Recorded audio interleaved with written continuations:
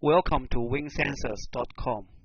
This is a USB plug-and-play MEMS reader. We can see the reader correctly is back to 0. We now put in our mark pen and cover the box, and we can see the figure changes.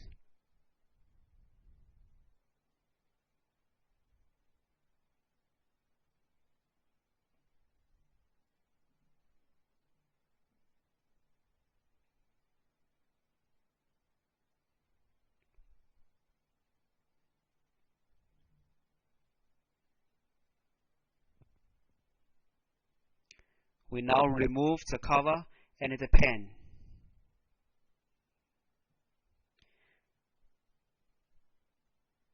We can see the figure gradually take down and back to 0.